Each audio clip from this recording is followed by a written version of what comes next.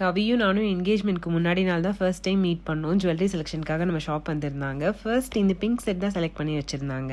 But next day அவங்க சாரீ கூட match பண்ணி பார்க்குறப்போ இந்த பர்பிள் விக்டோரியன் செட் தான் ரொம்ப அழகாக இருந்துச்சு.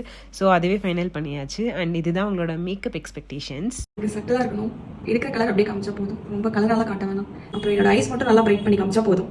அவங்க கேட்ட மாதிரியே செட்டில் ஐஸ் நல்லா பிரைட்டாக பண்ணி கொடுத்தாச்சு. இதில் எக்ஸ்ட்ரா கோல்டன் கலர் வேல் மட்டும் போட்டால் இன்னும் ரொம்ப நல்லாயிருக்கும்னு சஜஸ்ட் பண்ணியிருந்தேன். அண்ட் ஃபைனல் லுக் எக்ஸ்பெக்ட் பண்ணதை விட ரொம்ப அழகாக வந்துருந்துச்சு. அண்ட் நம்ம ஸ்டுடியோவிலேருந்து வென்யூக்கு கிளைண்ட்டை பிக் பண்ண ஆள் வர கொஞ்சம் டைம் ஆகிடுச்சு. கொஞ்சம் டிஸ்டன்ஸும் அதிகம்ன்றனால டைம் வேஸ்ட் பண்ணாமல் நம்மளே கிளைண்ட்டை ட்ரா பண்ணிடலான்னு நானும் தம்பியும் கிளம்பிட்டோம். எனக்கு பிடிச்சிருக்கா? ரொம்ப பிடிச்சிருக்கு. கிளைண்ட்டை வென்யூவில் ட்ராப் பண்ணிவிட்டு அடிக்கிற வெயிலுக்கு ஒரு கம்மங்கூழ் குடிக்கலான்னு வந்து குடிச்சிட்டு இருந்தோம். 1 to 2 hours என்கேஜ்மெண்ட் ஈவெண்ட் தான் கவியோடது. ஸோ அது முடிச்சுட்டு அகைன் நம்ம ஸ்டுடியோக்கே ஃபோட்டோஷூட் பண்ணலான்னு சொல்லிட்டு அவங்க வந்திருந்தாங்க. எக்ஸ்ட்ரீம் சம்மருக்கு கவியோட ஈவெண்ட்டில் ஏசி இல்லை. பட் ஸ்டில் நான் எப்படி மேக்கப்பை கேரி பண்ணிக்கணும்னு சொல்லியிருந்தேனோ அது அப்படியே ப்ராப்பராக ஃபாலோ பண்ணியிருந்தாங்க. ஸோ மேக்கப் ஸ்டே ரொம்ப நல்லா இருந்துச்சு.